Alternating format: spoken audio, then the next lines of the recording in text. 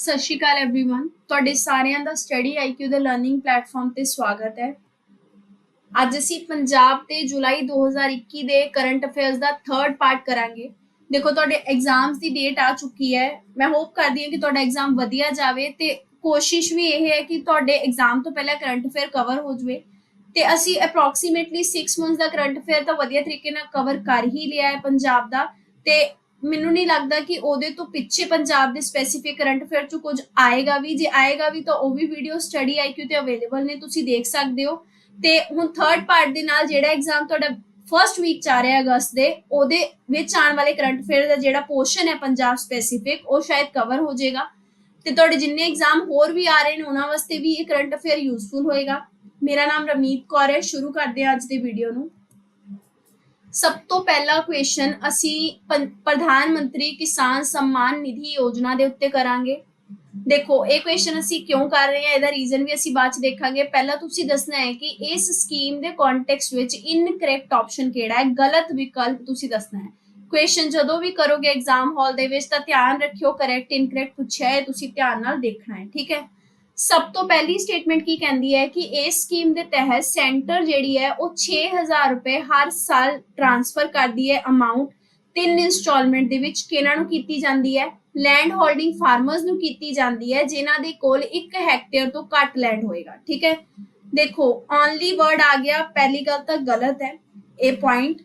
ਦੂਜੀ ਗੱਲ ਓਨਲੀ ਜੇ ਨਹੀਂ ਵੀ ਹੁੰਦਾ ਉਸ ਤੋਂ ਇਲਾਵਾ ਵੀ ਗਲਤ ਹੋਣਾ ਸੀ। ਜੇ ਤੁਸੀਂ ਇਹ ਸਕੀਮ ਪੜ੍ਹੀ ਹੋਏਗੀ ਤੁਹਾਨੂੰ ਪਤਾ ਹੋਣਾ ਚਾਹੀਦਾ ਹੈ ਕਿ ਇਹਦੇ ਵਿੱਚ ਲਿਮਿਟ ਨਹੀਂ ਲੱਗੀ। ਹੁਣ ਕੋਈ ਲਿਮਿਟ ਨਹੀਂ ਹੈ ਕਿ ਤੁਹਾਡੇ ਕੋਲ ਕਿੰਨੀ ਲੈਂਡ ਹੋਲਡਿੰਗ ਹੋਣੀ ਚਾਹੀਦੀ ਹੈ ਤਾਂ ਹੀ ਤੁਹਾਨੂੰ ਇਹ ਮਿਲੇਗਾ। ਹੁਣ ਤੁਹਾਨੂੰ ਅਮਾਉਂਟ ਮਿਲੇਗਾ, ਤੁਹਾਡੇ ਕੋਲ ਕਿੰਨੇ ਹੈਕਟੇਅਰ ਹੈਗੀ ਹੈ ਕਿੰਨੇ ਹੈਕਟੇਅਰ ਨਹੀਂ ਹੈ ਮਾਇਨੇ ਨਹੀਂ ਰੱਖਦਾ। ਇਸ ਕਰਕੇ ਫਰਸਟ ਪੁਆਇੰਟ ਹੀ ਇਨਕਰੈਕਟ ਹੈ। ਬਾਕੀ ਦੇ 3 ਪੁਆਇੰਟ ਬਿਲਕੁਲ ਸਹੀ ਨੇ। ਇਹਨਾਂ ਨੂੰ ਤੁਸੀਂ ਜਨਰਲ ਨੌਲੇਜ ਵਾਸਤੇ ਪੜ੍ਹ ਸਕਦੇ ਹੋ ਕਿ ਇਹ ਸਕੀਮ ਜਿਹੜੀ ਹੈ ਉਹ ਫਰਵਰੀ 2019 ਵਿੱਚ ਲਾਂਚ ਕੀਤੀ ਗਈ ਸੀ। ਇਹ ਸੈਂਟਰਲ ਸੈਕਟਰ ਦੀ ਸਕੀਮ ਹੈ ਜਿਹਦੇ ਵਿੱਚ 100% ਫੰਡਿੰਗ ਗਵਰਨਮੈਂਟ ਆਫ ਇੰਡੀਆ ਦੀ ਹੈ। ਮਤਲਬ ਸੈਂਟਰ ਗਵਰਨਮੈਂਟ ਹੀ ਸਾਰਾ ਪੈਸਾ ਦੇਗੀ, ਸਟੇਟ ਗਵਰਨਮੈਂਟ ਕੋਈ ਪੈਸਾ ਨਹੀਂ ਦੇ ਰਹੀ ਇਹਦੇ ਵਿੱਚ, ਠੀਕ ਹੈ। 100% ਫੰਡਿੰਗ ਗਵਰਨਮੈਂਟ ਆਫ ਇੰਡੀਆ ਦੀ ਹੈ ਤੇ ਇੰਪਲੀਮੈਂਟੇਸ਼ਨ ਕਰਨ ਵਾਲੀ ਮਿਨਿਸਟਰੀ ਕਿਹੜੀ ਹੈ? Ministry of agriculture. ਤੇ ਇਹਦਾ ਇਨਕਰੈਕਟ ਆਨਸਰ ਕੀ ਹੋਏਗਾ? Option number 1। ਤੇ ਇਹ ਅਸੀਂ ਕਿਉਂ ਪੜਿਆ? ਕਿਉਂਕਿ ਮਤਲਬ ਕੰਟਰੋਵਰਸੀ ਦੇ ਵਿੱਚ ਆਇਆ ਸੀਗਾ ਕਿ ਪੰਜਾਬ ਦੇ ਜਿਹੜੇ ਵੀ ਫਾਰਮਰਸ ਆਪਣਾ ਡਾਟਾ ਅਕਾਊਂਟ ਜਮਾ ਕਰ ਰਹੇ ਨੇ ਇਹ ਅਮਾਉਂਟ ਲੈਣ ਵਾਸਤੇ, ਉਹਦੇ ਵਿੱਚ ਇਹ ਕਿਹਾ ਜਾ ਰਿਹਾ ਹੈ ਕਿ ਹਜੇ ਵੀ ਅਮਾਉਂਟ ਜਿਹੜਾ ਉਹ ਕਲੀਅਰ ਨਹੀਂ ਕੀਤਾ ਗਿਆ ਤੇ ਬਹੁਤ ਸਾਰੇ ਫਾਰਮਰਸ ਜਿਹੜੇ ਨੇ ਉਹਨਾਂ ਨੂੰ ਇਹ ਲੋਨ ਜਿਹੜਾ ਹੈ ਉਹ ਦਿੱਤਾ ਨਹੀਂ ਜਾ ਰਿਹਾ, ਠੀਕ ਹੈ। ਅਮਾਉਂਟ ਟ੍ਰਾਂਸਫਰ ਨਹੀਂ ਕੀਤਾ ਜਾ ਰਿਹਾ ਤੇ ਬਹੁਤ ਸਾਰੀਆਂ ਚੀਜ਼ਾਂ ਜਿਹੜੀਆਂ ਨੇ ਫੋਰਜਰੀ ਚ ਵੀ ਦੇਖਣ ਨੂੰ ਮਿਲੀਆਂ ਨੇ। ਇਹ ਸਾਰੀਆਂ ਚੀਜ਼ਾਂ ਸੈਂਟਰ ਨੇ ਕਹੀਆਂ ਨੇ ਪਰ ਪੰਜਾਬ ਗਵਰਨਮੈਂਟ ਇਹਨਾਂ ਨੂੰ ਆਊਟਰਾਈਟਲੀ ਰਿਜੈਕਟ ਕਰ ਦਿੱਤਾ ਹੈ। ਦੇਖੋ ਸੈਂਟਰ ਨੇ ਕਿਹਾ ਹੈ ਕਿ ਜਿਹੜੇ 32% ਬੈਨੀਫਿਸ਼ਰੀ ਨੇ ਨਾ ਇਸ ਸਕੀਮ ਦੇ ਅੰਡਰ, ਉਹ ਕੀ ਨੇ? ਇਨਐਲੀਜੀਬਲ ਨੇ। मतलब वो स्कीम के अंडर एलिजिबल है ही नहीं है, फॉर्जरी चल रही है, फर्जीवाड़ा चल रहा है। लेकिन पंजाब ने इस चीज से डिसएग्री कर दिता। अगला क्वेश्चन पीएम किसान मोबाइल ऐप ते है। हुण ये क्वेश्चन भी पीएम किसान योजना न्यूज़ विच सीगी, इसे करके ਅਸੀਂ ਕਰ ਰਹੇ ਹਾਂ। ਇਹ ਜਿਹੜੀ ਮੋਬਾਈਲ ਐਪ ਹੈ ਇਹ ਡਿਵੈਲਪ ਕੀਤੀ ਗਈ ਹੈ ਨੈਸ਼ਨਲ ਇਨਫੋਰਮੈਟਿਕ ਸੈਂਟਰ ਦੇ ਦੁਆਰਾ। ਇਹ ਨੈਸ਼ਨਲ ਇਨਫੋਰਮੈਟਿਕ ਸੈਂਟਰ ਨੇ ਕਿਹੜੀ ਆਰਗੇਨਾਈਜੇਸ਼ਨ ਜਾਂ ਕਿਹੜੀ ਦੂਸਰੀ ਮਿਨਿਸਟਰੀ ਦੇ ਨਾਲ ਮਿਲ ਕੇ ਕੋਲੈਬੋਰੇਟ ਕਰਕੇ ਲਾਂਚ ਕੀਤੀ, ਇਹ ਤੁਸੀਂ ਦੱਸੋਗੇ। देखो क्वेश्चन बहुत इंपॉर्टेंट है। नैशनल इन्फॉर्मेटिक सेंटर ने मिनिस्ट्री ऑफ इलैक्ट्रॉनिक्स ते इन्फॉर्मेशन टेक्नोलॉजी दे नाल मिल के ये ऐप बनाई है। तुसी मिनिस्ट्री ऑफ एग्रीकल्चर सही नहीं करना क्योंकि इन्हें ऐप नहीं डिवेलप की, ये केवल स्कीम है पीएम किसान मिनिस्ट्री ऑफ एग्रीकल्चर दी, लेकिन जो ऐप है वो मिनिस्ट्री ऑफ इलैक्ट्रॉनिक्स ने बनाई है। इस ਜਿਹੜੀ ਐਪ ਦਾ ਫਾਇਦਾ ਕੀ ਹੈ? ਫਾਰਮਰਸ ਜਿਹੜੇ ਨੇ ਉਹ ਆਪਣੀ ਐਪਲੀਕੇਸ਼ਨ ਦਾ ਸਟੇਟਸ ਦੇਖ ਸਕਦੇ ਨੇ ਕਿ ਸਾਡੀ ਅਰਜ਼ੀ ਜਿਹੜੀ ਹੈ ਉਹ ਅੱਗੇ ਗਈ ਕਿ ਨਹੀਂ ਗਈ, ਕਿਉਂਕਿ ਜਿਹੜਾ 6000 ਰੁਪਏ ਮਿਲੇਗਾ ਤੁਹਾਨੂੰ ਉਹਦੇ ਵਾਸਤੇ ਡਾਕੂਮੈਂਟ ਵੀ ਜਮ੍ਹਾਂ ਕਰਾਣੇ ਪੈਣਗੇ। ਫਿਰ ਕੋਈ ਵੀ ਅਪਡੇਟ ਚਾਹੀਦਾ, ਆਧਾਰ ਕਾਰਡ ਦੇ ਵਿੱਚ ਕੋਈ ਕਰੈਕਸ਼ਨ ਕਰਨੀ ਹੈ, ਸਾਰੀਆਂ ਚੀਜ਼ਾਂ ਇਸੇ ਐਪ ਤੇ ਦੇਖ ਸਕਦੇ ਨੇ। ਉਹਨਾਂ ਨੂੰ ਦੁਬਾਰਾ ਆਫਿਸ ਜਾ ਕੇ ਵਿਜ਼ਿਟ ਕਰਨ ਦੀ ਲੋੜ ਨਹੀਂ ਹੈ, ਠੀਕ ਹੈ। ਤੇ ਜਿਹੜੀ ਵੀ ਅਮਾਉਂਟ ਉਹਨਾਂ ਦੇ ਅਕਾਊਂਟ 'ਚ ਕ੍ਰੈਡਿਟ ਹੋਏਗੀ ਉਹਦੀ ਹਿਸਟਰੀ ਜਿਹੜੀ ਹੈ ਉਹ ਸਿੱਧਾ ਐਪ ਤੇ ਦੇਖ ਸਕਦੇ ਨੇ। ਨੈਕਸਟ ਕੁਐਸਚਨ ਵਿੱਚ ਤੁਸੀਂ ਐਗਰੀਕਲਚਰ ਡੈਪਟ ਰਿਲੀਫ ਸਕੀਮ ਦੇ ਤਹਿਤ ਇਨਕਰੈਕਟ ਆਪਸ਼ਨ ਦੱਸੋਗੇ। ਦੇਖੋ ਇਹ ਸਕੀਮ ਪੰਜਾਬ ਗਵਰਨਮੈਂਟ ਦੀ ਹੈ, ਤੁਸੀਂ ਇਹ ਚੀਜ਼ ਧਿਆਨ ਰੱਖਣੀ ਹੈ। ਸਭ ਤੋਂ ਪਹਿਲਾ ਪੁਆਇੰਟ ਕਹਿੰਦਾ ਹੈ ਕਿ ਇਸ ਸਕੀਮ ਦੇ ਤਹਿਤ 2 ਲੱਖ ਰੁਪਏ ਤੱਕ ਦੀ ਤੁਹਾਨੂੰ ਕਰਜ਼ਾ ਮਾਫੀ ਮਿਲੇਗੀ। ਕਿਹਨਾਂ ਨੂੰ? ਸਮਾਲ ਤੇ ਮਾਰਜਨਲ ਫਾਰਮਰਸ ਨੂੰ ਜਿਨ੍ਹਾਂ ਨੇ public sector bank, cooperative institution ਤੇ ਕਮਰਸ਼ੀਅਲ ਬੈਂਕਸ ਤੋਂ ਲੋਨ ਲਿਆ ਹੈ, ਠੀਕ ਹੈ। मतलब 2 ਲੱਖ रुपया ਤੁਹਾਡਾ ਮਾਫ ਹੋਏਗਾ, ਅਮਾਉਂਟ ਧਿਆਨ ਰੱਖੋਗੇ। ਇਹ ਬਿਲਕੁਲ ਸਹੀ ਪੁਆਇੰਟ ਹੈ। ਸੈਕਿੰਡ ਕਹਿੰਦਾ ਹੈ ਕਿ ਪੰਜਾਬ ਮੰਡੀ ਬੋਰਡ ਨੇ ਵੀ ਕਰਜ਼ਾ ਲਿਆ ਇਸ ਸਕੀਮ ਦੇ ਤਹਿਤ 3000 ਕਰੋੜ ਦਾ, ਤੇ ਇਹ ਵੀ ਕਿਹਾ ਹੈ ਕਿ ਸਾਡੀ ਫਿਊਚਰ ਇਨਕਮ ਵਧੇਗੀ ਤੇ ਕਰਜ਼ਾ ਅਸੀਂ ਵਾਪਿਸ ਕਰਾਂਗੇ। ਇਹ ਪੁਆਇੰਟ ਵੀ ਸਹੀ ਹੈ। ਥਰਡ ਕਹਿੰਦਾ ਹੈ ਕਿ 1% ਐਡੀਸ਼ਨਲ ਜਿਹੜਾ ਸੈਸ ਹੈ ਉਹ ਪਰਚੇਜ਼ ਆਫ ਫੂਡ ਗ੍ਰੇਨ ਤੇ ਲਗਾਇਆ ਜਾ ਰਿਹਾ ਹੈ ਤਾਂ ਕਿ ਇਸ ਸਕੀਮ ਵਾਸਤੇ ਜਿਹੜਾ ਪੈਸਾ ਹੈ ਉਹ ਇਕੱਠਾ ਕੀਤਾ ਜਾ ਸਕੇ। ਹੁਣ ਦੇਖੋ ਜਿਹੜਾ ਕਰਜ਼ਾ ਮਾਫ ਕੀਤਾ ਜਾਏਗਾ ਉਹਦੇ ਵਾਸਤੇ ਪੈਸਾ ਕਿੱਥੋਂ ਆਏਗਾ? ਉਹ ਪੈਸਾ ਸਰਕਾਰ ਦੀ ਜੇਬ ਤੋਂ ਚਲਾ ਗਿਆ। ਇਸੇ ਕਰਕੇ 1% ਐਡੀਸ਼ਨਲ ਸੈਸ ਜਿਹੜਾ ਹੈ ਉਹ ਫੂਡ ਗ੍ਰੇਨ ਤੇ ਲੱਗਾ ਹੈ ਕਿ ਜਦੋਂ ਤੁਸੀਂ ਅਨਾਜ ਖਰੀਦਦੇ ਹੋ ਤਾਂ ਉੱਤੇ 1% ਅਮਾਉਂਟ ਮਤਲਬ 1% ਸੈਸ ਲੱਗੇਗਾ ਤੇ ਉਹਦੇ ਨਾਲ ਹੀ ਇਹ ਜਿਹੜਾ ਕਰਜ਼ਾ ਮਾਫ ਹੈ ਉਹ ਕੀਤਾ ਜਾਏਗਾ। ਠੀਕ ਹੈ, ਇਹ ਪੁਆਇੰਟ ਵੀ ਬਿਲਕੁਲ ਸਹੀ ਹੈ। ਸੈਸ ਦਾ ਪਰਸੈਂਟੇਜ ਧਿਆਨ ਰੱਖੋਗੇ 1% ਹੈ। ਠੀਕ ਹੈ, ਇਨਕਰੈਕਟ ਇਹਨਾਂ ਵਿੱਚੋਂ ਕੋਈ ਵੀ ਨਹੀਂ ਹੈ। ਤੁਹਾਡਾ ਆਪਸ਼ਨ ਨੰਬਰ 4 ਜਿਹੜਾ ਹੈ ਉਹ ਕੀ ਹੋਏਗਾ? ਸਹੀ ਹੋਏਗਾ। ਇਹ ਬਹੁਤ ਹੀ ਜ਼ਿਆਦਾ ਇੰਪੋਰਟੈਂਟ ਕੁਐਸਚਨ ਹੈ, ਧਿਆਨ ਰੱਖਿਓ, ਇਹਨੂੰ ਮਾਰਕ ਕਰ ਲਓ। ਦੇਖੋ ਪੰਜਾਬ ਗਵਰਨਮੈਂਟ ਜਿਹੜੀ ਹੈ ਉਹਨੇ ਡਿਸਾਈਡ ਕੀਤਾ ਹੈ ਕਿ ਜਹਾਜ਼ ਮਹਿਲ ਤੇ ਮੇਨ ਰੋਡ ਨੂੰ ਕਨੈਕਟ, ਜਹਾਜ਼ ਮਹਿਲ ਜਿਹੜੀ ਰੋਡ ਜਾਂਦੀ ਹੈ, ਜਹਾਜ਼ ਹਵੇਲੀ ਨੂੰ ਜਿਹੜੀ ਰੋਡ ਜਾਂਦੀ ਹੈ ਮੇਨ ਰੋਡ ਦੇ ਨਾਲ ਕਨੈਕਟ ਕਰਨ ਵਾਸਤੇ, ਉਹਨੂੰ ਅਸੀਂ ਦੀਵਾਨ ਤੋਦਰਮਲ ਮਾਰਗ ਦੇ ਨਾਮ ਨਾਲ ਜਾਣਾਂਗੇ। ਠੀਕ ਹੈ, ਹੁਣ ਇਹ ਜਿਹੜੀ ਰੋਡ ਹੈ ਮੇਨ ਰੋਡ ਹੈ, ਠੀਕ ਹੈ, ਜਿਹੜੀ ਕਿ ਜਹਾਜ਼ ਹਵੇਲੀ ਨਾਲ ਕਨੈਕਟ ਹੁੰਦੀ ਹੈ, ਜਿਹਨੂੰ ਅਸੀਂ ਦੀਵਾਨ ਤੋਦਰਮਲ ਦੇ ਨਾਮ ਨਾਲ ਅੱਗੇ ਤੋਂ ਜਾਣਾਂਗੇ, ਇਹ ਕਿਹੜੇ ਡਿਸਟ੍ਰਿਕਟ ਵਿੱਚ ਲਾਈ ਕਰਦੀ ਹੈ ਤੁਸੀਂ ਇਹ ਦੱਸਣਾ ਹੈ। ਇਹ ਕੁਐਸਚਨ ਬਹੁਤ ਇੰਪੋਰਟੈਂਟ ਹੈ, ਧਿਆਨ ਰੱਖਣਾ ਹੈ। ਤੁਹਾਨੂੰ ਸਿੱਧਾ ਪੁੱਛਿਆ ਜਾ ਸਕਦਾ ਹੈ ਕਿ ਕਿਹੜੀ ਰੋਡ ਦਾ ਨਾਮ ਬਦਲ ਕੇ ਦੀਵਾਨ ਤੋਦਰਮਲ ਮਾਰਗ ਕੀਤਾ ਜਾ ਰਿਹਾ ਹੈ, ਤਾਂ ਜਹਾਜ਼ ਹਵੇਲੀ ਨੂੰ ਜਾਣ ਵਾਲੀ ਰੋਡ ਦਾ ਨਾਮ ਬਦਲਿਆ ਜਾ ਰਿਹਾ ਹੈ। ਤੇ ਇਹ ਤੁਹਾਡੀ ਜਿਹੜੀ ਰੋਡ ਹੈ ਇਹ ਬੇਸਿਕਲੀ ਫਤਿਹਗੜ੍ਹ ਸਾਹਿਬ ਦੇ ਵਿੱਚ ਹੈ। ਦੀਵਾਨ ਤੋਦਰਮਲ ਜੀ ਕੌਣ ਸੀਗੇ? ਇਹ ਅਸੀਂ ਪਹਿਲਾਂ ਵੀ ਆਪਣੇ ਪੁਰਾਣੇ ਕਰੰਟ ਅਫੇਅਰਸ 'ਚ ਕੀਤਾ ਹੈ ਬਹੁਤ ਵਾਰ, ਫਿਰ ਵੀ ਇੱਕ ਵਾਰ ਅਸੀਂ ਦੇਖ ਲੈਂਦੇ ਹਾਂ। ਦੇਖੋ ਦੀਵਾਨ ਤੋਦਰਮਲ ਜੀ ਨੇ ਮੁਗਲਸ ਨੂੰ ਚੈਲੰਜ ਕੀਤਾ ਸੀ ਜਦੋਂ ਮੁਗਲਾਂ ਨੇ ਮਨਾ ਕਰ ਦਿੱਤਾ ਸੀ ਕਿ 2 ਛੋਟੇ ਸਾਹਿਬਜ਼ਾਦਿਆਂ ਦਾ ਕ੍ਰੀਮੇਸ਼ਨ ਨਹੀਂ ਹੋਣਾ ਚਾਹੀਦਾ, ਸੰਸਕਾਰ ਨਹੀਂ ਹੋਣਾ ਚਾਹੀਦਾ, ਤੇ ਇਹਨਾਂ ਨੇ ਚੈਲੰਜ ਕਰਕੇ ਉੱਥੇ ਕੀ ਕੀਤਾ? ਲੈਂਡ ਲਿਆ ਤੇ ਉਹਨਾਂ ਦਾ ਸੰਸਕਾਰ ਕੀਤਾ ਉੱਥੇ।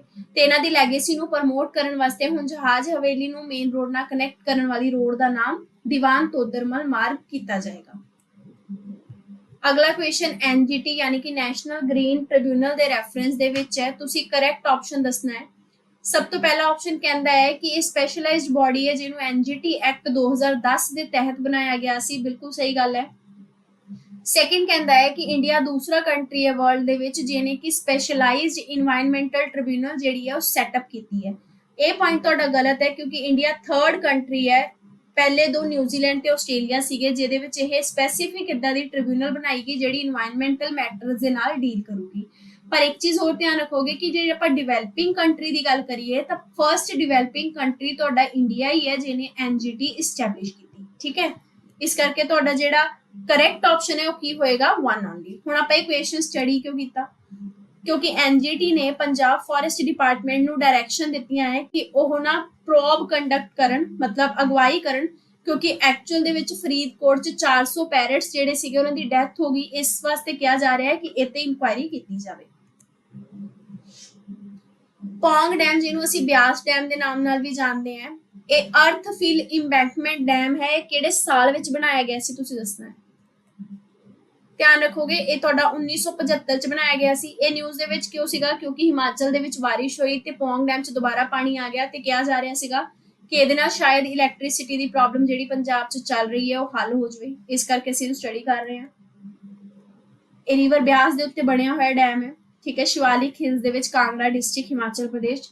ਇਹਨੂੰ ਮਹਾਰਾਣਾ ਪ੍ਰਤਾਪ ਸਾਗਰ ਦੇ ਨਾਮ ਨਾਲ ਵੀ ਜਾਣਿਆ ਜਾਂਦਾ ਹੈ। ਧਿਆਨ ਰੱਖਣਾ 1975 ਚ ਬਣਾਇਆ ਗਿਆ ਸੀ।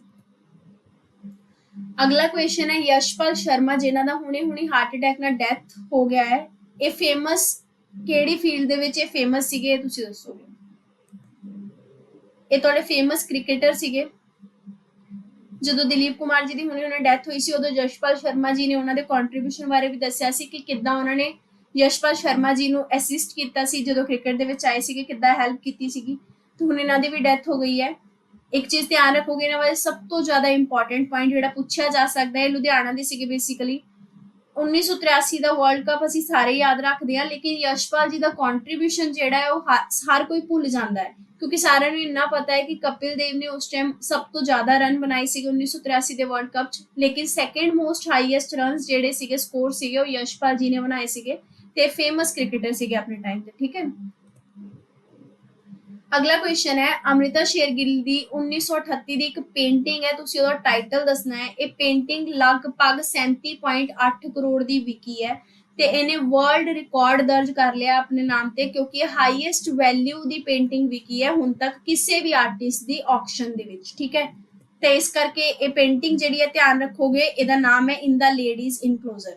ਤੁਹਾਨੂੰ ਕੁਐਸਚਨ ਇਦਾਂ ਆ ਸਕਦਾ ਹੈ ਕਿ ਇਨ ਦਾ ਲੇਡੀਜ਼ ਇਨਕਲੋਜ਼ਰ ਕਿਸ ਦੀ ਪੇਂਟਿੰਗ ਹੈ, ਤਾਂ ਅਮ੍ਰਿਤਾ ਸ਼ੇਰਗਿਲ ਜੀ ਦੀ ਪੇਂਟਿੰਗ ਹੈ, ਜੋ ਕਿ ਹੁਣ ਰਿਕਾਰਡ ਦਰਜ ਕਰ ਚੁੱਕੀ ਹੈ ਸਭ ਤੋਂ ਹਾਈਐਸਟ ਪੇਡ ਪੇਂਟਿੰਗ ਦਾ ਇਨ ਆਕਸ਼ਨ। ਇਹ ਦੇਖੋ, ਜੇ ਆਪਾਂ ਗੱਲ ਕਰੀਏ ਕਿੰਨਾ ਖਰਚਾ ਹੋਇਆ ਸੀਗਾ, ਇਹ ਸੈਕੰਡ ਮੋਸਟ ਐਕਸਪੈਂਸਿਵ ਵਰਕ ਹੈ ਇੰਡੀਅਨ ਆਰਟ ਦਾ, ਜਿਹੜਾ ਕਿ ਗਲੋਬਲੀ ਵਿਕਿਆ ਹੈ। ਇਸ ਤੋਂ ਪਹਿਲਾਂ ਵੀ ਇੰਡੀਆ ਦੀ ਇੱਕ ਪੇਂਟਿੰਗ ਜਿਹੜੀ ਹੈ ਉਹ ਵਿਕੀ ਹੈ ਸਭ ਤੋਂ ਹਾਈਐਸਟ ਅਮਾਉਂਟ ਤੇ, ਹੁਣ ਇਹ ਸੈਕੰਡ ਨੰਬਰ ਦੀ ਬਣ ਗਈ ਹੈ, ਜਿਹੜੀ ਦੂਜੀ ਵਾਰ ਸਭ ਤੋਂ ਹਾਈਐਸਟ ਤੇ ਵਿਕੀ ਹੈ, ਠੀਕ ਹੈ। ਜੇ ਆਪਾਂ ਗੱਲ ਕਰੀਏ ਅਮ੍ਰਿਤਾ ਸ਼ੇਰਗਿਲ ਜੀ ਦੀ, ਤਾਂ ਇਹ ਹੰਗੈਰੀਅਨ ਬੇਸਡ ਪੇਂਟਰ ਸੀਗੇ, ਇੰਡੀਅਨ ਪੇਂਟਰ, ਹੰਗਰੀ ਚ ਰਹਿੰਦੇ ਸੀਗੇ। ਬੇਸਿਕਲੀ ਇਹਨਾਂ ਦੀ ਫੈਮਿਲੀ ਹੰਗਰੀ ਚ ਬਿਲੋਂਗ ਕਰਦੀ ਸੀਗੀ।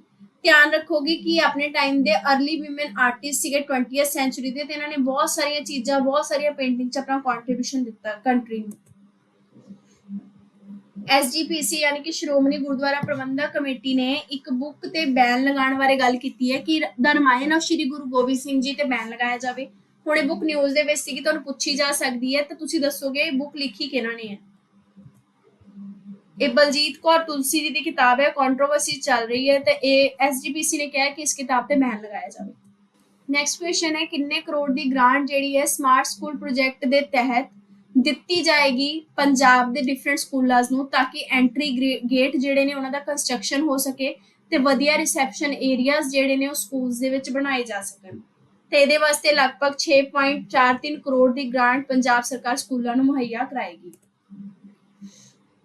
ਅਗਲਾ ਕੁਐਸਚਨ ਹੈ ਕਿ ਕਿਹੜਾ ਡਿਸਟ੍ਰਿਕਟ ਪੰਜਾਬ ਦਾ ਪਹਿਲਾ ਡਿਸਟ੍ਰਿਕਟ ਬਣੇਗਾ ਜਿੱਥੇ ਡਿਸਟ੍ਰਿਕਟ ਲੀਗਲ ਸਰਵਿਸ ਅਥਾਰਟੀ ਜਿਹੜੀ ਹੈ ਉਹ ਸੈਟਅਪ ਕੀਤੀ ਜਾਵੇਗੀ ਤੇ ਉੱਥੇ ਲੀਗਲ ਏਡ ਕਲੀਨਿਕ ਵੀ ਬਣਾਇਆ ਜਾਏਗਾ, ਤਾਂ ਕਿ ਜਿਹੜੇ ਵੀ ਜ਼ਰੂਰਤਮੰਦ ਨੇ ਉਹਨਾਂ ਨੂੰ ਫ੍ਰੀ ਸਰਵਿਸਿਜ਼ ਪ੍ਰੋਵਾਈਡ ਕੀਤੀਆਂ ਜਾ ਸਕਣ। ਧਿਆਨ ਰੱਖੋਗੇ ਇਹ ਪਹਿਲਾ ਡਿਸਟ੍ਰਿਕਟ ਹੋਏਗਾ ਪੰਜਾਬ ਦਾ, ਇਸ ਕਰਕੇ ਬਹੁਤ ਇੰਪੋਰਟੈਂਟ ਹੈ। ਇਹ ਤੁਹਾਡਾ ਬਠਿੰਡਾ ਹੈ, ਜਿੱਥੇ ਇਹ ਡਿਸਟ੍ਰਿਕਟ ਲੀਗਲ ਸਰਵਿਸ ਅਥਾਰਟੀ ਜਿਹੜੀ ਹੈ with special bench, special clinic setup ਹੋਏਗੀ। ਨੈਕਸਟ ਹੈ ਬਠਿੰਡਾ ਡਿਸਟ੍ਰਿਕਟ ਐਡਮਿਨਿਸਟ੍ਰੇਸ਼ਨ ਨੇ ਕਿੰਨੀਆਂ ਸਟੇਟ ਆਫ ਆਰਟ ਲਾਇਬ੍ਰੇਰੀਜ਼ ਖੋਲਣ ਦੀ ਵਾਸਤੇ ਪਲੈਨਿੰਗ ਕੀਤੀ ਹੈ, ਤਾਂ ਕਿ ਜਿਹੜਾ ਵੀ ਯੂਥ ਹੈ ਡਿਸਟ੍ਰਿਕਟ ਦਾ ਉਹ ਵਧੀਆ ਤਰੀਕੇ ਨਾਲ ਸਟੱਡੀ ਕਰ ਸਕੇ। ਇਹਦੇ ਵਾਸਤੇ 15 ਕਰੋੜ ਰੁਪਏ ਜਿਹੜੇ ਆ ਉਹ ਦਿੱਤੇ ਜਾਣਗੇ। ਤਾਂ ਧਿਆਨ ਰੱਖੋਗੇ 100 ਸਟੇਟ ਆਫ ਆਰਟ ਲਾਇਬ੍ਰੇਰੀਜ਼ ਜਿਹੜੀਆਂ ਨੇ ਉਹ ਬਠਿੰਡਾ ਦੇ ਵਿੱਚ ਬਣਾਈਆਂ ਜਾਣਗੀਆਂ। ਇਸ ਪ੍ਰੋਜੈਕਟ ਦੇ ਤਹਿਤ ਆਲਰੇਡੀ ਇੱਕ ਪਹਿਲੀ ਡਿਜੀਟਲ ਲਾਇਬ੍ਰੇਰੀ ਬਠਿੰਡਾ ਸਿਟੀ ਦੇ ਵਿੱਚ ਸੈਟਅਪ ਕੀਤੀ ਜਾ ਚੁੱਕੀ ਹੈ। ਹੁਣ 100 ਜਿਹੜੀਆਂ ਨੇ ਹੋਰ ਬਣਾਈਆਂ ਜਾਣਗੀਆਂ। ਕੀਮਤ 15 ਕਰੋੜ ਹੋਏਗੀ ਸਾਰਿਆਂ ਦੀ, ਤੇ ਜਿਹੜੀ ਪਹਿਲੀ ਬਣੀ ਸੀਗੀ ਉਹਦੀ ਕੀਮਤ 90 ਲੱਖ ਰੁਪਏ ਆਈ ਸੀ। ਤੇ ਸਟੂਡੈਂਟਸ ਤੋਂ ਬਹੁਤ ਵਧੀਆ ਰਿਸਪੌਂਸ ਆਇਆ, ਪ੍ਰੋਪਰ ਵਾਈਫਾਈ, ਡਿਜੀਟਲ ਫੈਸਿਲਿਟੀ, ਹਰ ਇੱਕ ਚੀਜ਼ ਤੁਹਾਨੂੰ ਇੱਥੇ ਮਿਲੇਗੀ। ਨੈਕਸਟ ਹੈ 2 ਰੂਮ ਸਟਰਕਚਰ ਜਿਹੜਾ ਹੈ ਉਹ ਗੋਲਡਨ ਟੈਂਪਲ ਕੰਪਲੈਕਸ ਦੀ ਐਕਸਕੇਵੇਸ਼ਨ ਚ ਮਿਲਿਆ, ਮਤਲਬ ਉੱਥੇ ਖੁਦਾਈ ਚੱਲ ਰਹੀ ਸੀ ਤੇ 2 ਰੂਮ ਦਾ ਇੱਕ ਸਟਰਕਚਰ ਮਿਲਿਆ। ਤੇ ਹੁਣ ਜਿਹੜੇ ਕੁਝ ਸਾਇੰਟਿਸਟ ਨੇ, ਕੁਝ ਜੀਓਲੋਜਿਸਟ ਨੇ, ਉਹ ਕਹਿ ਰਹੇ ਨੇ ਕਿ ਜਿਹੜਾ ਸਟਰਕਚਰ ਹੈ ਇਹ ਕਿਸੇ ਵੱਡੀ ਪਰਸਨੈਲਿਟੀ ਦੇ ਨਾਲ ਕਨੈਕਟਡ ਹੈ, ਤੁਸੀਂ ਉਹਨਾਂ ਦਾ ਨਾਮ ਦੱਸਣਾ ਹੈ। ਤਾਂ ਧਿਆਨ ਰੱਖਣਾ ਹੈ ਕਿ ਇਹ ਕਿਹਾ ਜਾ ਰਿਹਾ ਹੈ ਕਿ ਮਹਾਰਾਜਾ ਰਣਜੀਤ ਸਿੰਘ ਜੀ ਦੇ ਨਾਲ ਐਸੋਸੀਏਟਿਡ ਹੈ ਜਿਹੜਾ ਸਟਰਕਚਰ ਮਿਲਿਆ ਹੈ। ਕਿਵੇਂ ਹੈ ਦੇਖੋ, ਜਿਹੜੇ ਸਪੇਸ਼ੀਅਲ ਕੰਜ਼ਰਵੇਸ਼ਨ ਪਲੈਨਰ ਨੇ ਤੇ ਫਾਰਮਰ ਹੈਡ ਨੇ GNDU ਸਕੂਲ ਆਫ ਪਲਾਨਿੰਗ ਦੇ, ਉਹਨਾਂ ਨੇ ਕਿਹਾ ਹੈ ਕਿ ਜਿਹੜੀ ਇਹ ਸਾਈਟ ਹੈ ਇਹਨੂੰ ਬੰਗਾ ਗਿਆਨੀਆਂ ਜਿਹੜੇ ਸੀਗੇ ਉਹਨਾਂ ਦੇ ਨਾਮ ਨਾਲ ਵੀ ਜਾਣਿਆ ਜਾਂਦਾ ਹੈ, ਕਿਉਂਕਿ ਇੱਥੇ ਗਿਆਨੀ ਸੰਤ ਸਿੰਘ ਜੀ ਰਹਿੰਦੇ ਸੀਗੇ, ਜਿਹੜੇ ਕਿ ਲੈਜੈਂਡਰੀ ਸਿੱਖ ਕਿੰਗ ਮਹਾਰਾਜਾ ਰਣਜੀਤ ਸਿੰਘ ਜੀ ਦੇ ਕੋਰਟ ਵਿੱਚ ਬਹੁਤ ਹੀ ਪ੍ਰੋਮੀਨੈਂਟ ਪਰਸਨ ਸੀਗੇ। ਤਾਂ ਗਿਆਨੀ ਸੰਤ ਸਿੰਘ ਜੀ ਦੀ ਇਹਨੂੰ ਰਿਹਾਇਸ਼ ਕਿਹਾ ਜਾ ਰਿਹਾ 2 room structure. Next question Batala village ਬਾਰੇ ਹੈ। ਬਟਾਲਾ ਵਿਲੇਜ ਨਿਊਜ਼ ਦੇ ਵਿੱਚ ਸੀਗਾ, ਤੁਸੀਂ ਦੱਸਣਾ ਹੈ ਕਿਹੜੀ ਜਗ੍ਹਾ 'ਚ ਸਿਚੁਏਟਡ ਹੈ, ਕਿਹੜੇ ਡਿਸਟ੍ਰਿਕਟ 'ਚ। ਦੇਖੋ ਇਹ ਕਿਉਂ ਫੇਮਸ ਸੀਗਾ, ਕਿਉਂ ਨਿਊਜ਼ 'ਚ ਸੀਗਾ, ਇਹ ਬਹੁਤ ਇੰਪੋਰਟੈਂਟ ਹੈ, ਇਹ ਵੀ ਪੜਾਂਗੇ। ਤਾਂ ਧਿਆਨ ਰੱਖਣਾ ਹੈ ਤੁਹਾਡਾ ਅੰਮ੍ਰਿਤਸਰ ਦੇ ਵਿੱਚ ਹੈ। ਹੁਣ ਅਸੀਂ ਇਹਨੂੰ ਕਿਉਂ ਸਟੱਡੀ ਕਰ ਰਹੇ ਹਾਂ, ਕਿਉਂਕਿ ਬਟਾਲਾ ਪਿੰਡ ਦੇ 2 ਜਿਹੜੇ ਮਤਲਬ ਕਹਿ ਸਕਦੇ ਹੋ ਰੈਜ਼ੀਡੈਂਟ ਨੇ, ਪਲੇਅਰ ਨੇ, ਉਹ ਟੋਕੀਓ 올림픽ਸ ਦੀ ਹਾਕੀ ਟੀਮ ਦੇ ਵਿੱਚ ਕੀ ਕਰ ਰਹੇ ਨੇ, ਪ੍ਰਦਰਸ਼ਨ ਕਰ ਰਹੇ ਨੇ, ਉੱਥੇ ਆਪਣੀ ਕੰਟਰੀ ਨੂੰ ਪ੍ਰੈਜ਼ੈਂਟ ਕਰ ਰਹੇ ਨੇ। ਇਹਨਾਂ ਦਾ ਨਾਮ ਹੈ ਦਿਲਪ੍ਰੀਤ ਸਿੰਘ ਤੇ ਸ਼ਮਸ਼ੇਰ ਸਿੰਘ। ਇਹ ਦੋਨੋਂ ਹੀ ਇੱਕ ਪਿੰਡ ਦੇ ਨੇ, ਇਸ ਕਰਕੇ ਉਹ ਪਿੰਡ ਬਹੁਤ ਹੀ ਖੁਸ਼ੀ ਦੇ ਵਿੱਚ ਝੂਮ ਰਿਹਾ ਹੈ ਕਿ ਸਾਡੇ 2 ਜਿਹੜੇ ਪਲੇਅਰਸ ਨੇ ਉਹ ਟੋਕੀਓ 올림픽ਸ ਦੇ ਵਿੱਚ ਗਏ ਨੇ ਕੁਆਲੀਫਾਈ ਹੋ ਕੇ। ਨੈਕਸਟ ਹੈ ਚਮਨ ਲਾਲ ਸੇਠੀਆ ਜੀ ਦਾ ਦੇਹਾਂਤ ਹੋ ਚੁੱਕਾ ਹੈ ਅੰਮ੍ਰਿਤਸਰ ਦੇ ਵਿੱਚ, ਤੇ ਕਿਹਾ ਜਾ ਰਿਹਾ ਹੈ ਕਿ ਅੰਮ੍ਰਿਤਸਰ ਨੇ ਆਪਣੇ ਇੱਕ ਚੰਗੇ ਸਮਰਥਨ ਨੂੰ ਖੋ ਦਿੱਤਾ। ਤੁਸੀਂ ਦੱਸਣਾ ਹੈ ਕਿ ਇਹਨਾਂ ਨੇ ਕਿਸ ਫੀਲਡ ਵਿੱਚ ਜਿਹੜਾ ਹੈ ਕੰਮ ਕੀਤਾ ਸੀ ਜਿਹਦੇ ਕਰਕੇ ਇਹਨਾਂ ਨੂੰ ਬਹੁਤ ਰੈਕਗਨੀਸ਼ਨ ਮਿਲਿਆ। ਤਾਂ ਇਹਨਾਂ ਨੇ ਡੈਸਟੀਟਿਊਟ ਵਿਮਨ ਤੇ ਚਿਲਡਰਨ ਦੀ ਗਰੋਥ ਵਾਸਤੇ, ਉਹਨਾਂ ਨੂੰ ਦੁਬਾਰਾ ਚੀਜ਼ਾਂ ਮੁਹੱਈਆ ਕਰਾਉਣ ਵਾਸਤੇ, ਉਹਨਾਂ ਨੂੰ ਜੌਬਸ ਦੇਣ ਵਾਸਤੇ, ਉਹਨਾਂ ਨੂੰ ਹਰ ਚੀਜ਼ ਕਰਨ ਵਾਸਤੇ, ਉਹਨਾਂ ਦੀ ਲਾਈਫ ਨੂੰ ਵਧੀਆ ਬਣਾਉਣ ਵਾਸਤੇ ਬਹੁਤ ਕੰਮ ਕੀਤਾ। ਇਸ ਕਰਕੇ ਇਹਨਾਂ ਦਾ ਨਾਮ ਬਹੁਤ ਹੈ। ਜਿਹੜੀਆਂ ਵੀ ਵਿਡੋਜ਼ ਹੁੰਦੀਆਂ ਨੇ, ਠੀਕ ਹੈ, ਉਹਨਾਂ ਦੇ ਡੈਥ ਸਰਟੀਫਿਕੇਟ ਕਈ ਵਾਰ ਉਹਨਾਂ ਨੂੰ ਨਹੀਂ ਮਿਲਦੇ, ਜਿਹਨਾਂ ਕਰਕੇ ਉਹਨਾਂ ਨੂੰ ਅੱਗੇ ਕੰਮ ਨਹੀਂ ਮਿਲਦਾ। ਇਹ ਸਾਰੀਆਂ ਚੀਜ਼ਾਂ ਇਹਨਾਂ ਨੇ ਉਹਨਾਂ ਨੂੰ ਦਿਵਾਉਣ ਵਿੱਚ ਹੈਲਪ ਕੀਤੀ ਤਾਂ ਕਿ ਉਹਨਾਂ ਨੂੰ ਗਵਰਨਮੈਂਟ ਬੈਨੀਫਿਟਸ ਮਿਲ ਸਕਣ। ਤੇ ਬਹੁਤ ਲੰਬੇ ਟਾਈਮ ਤੋਂ ਉਹਨਾਂ ਨੇ ਜਿਹੜੇ ਵਿਡੋਜ਼ ਦੇ ਬੱਚੇ ਹੁੰਦੇ ਨੇ ਉਹਨਾਂ ਨੂੰ ਵੀ ਹੈਲਪ ਕਰਵਾਉਣ ਦੀ ਕੋਸ਼ਿਸ਼ ਕੀਤੀ ਤਾਂ ਕਿ ਉਹਨਾਂ ਨੂੰ ਗਵਰਨਮੈਂਟ ਏਡ ਮਿਲ ਸਕੇ ਤੇ ਉਹ ਬੱਚਿਆਂ ਦੀ ਜਿਹੜੀ ਐਜੂਕੇਸ਼ਨ ਹੈ ਮੁਫਤ ਹੋ ਸਕੇ ਤੇ ਉਹਨਾਂ ਨੂੰ ਰਿਜ਼ਰਵੇਸ਼ਨ ਵੀ ਸਰਕਾਰੀ ਨੌਕਰੀਆਂ 'ਚ ਮਿਲ ਸਕੇ। ਤਾਂ ਵਿਡੋਜ਼ ਤੇ ਚਿਲਡਰਨ ਦੇ ਵਾਸਤੇ ਇਹਨਾਂ ਨੇ ਬਹੁਤ ਕੰਮ ਕੀਤਾ। ਚਮਨ ਲਾਲ ਸੇਤੀਆ।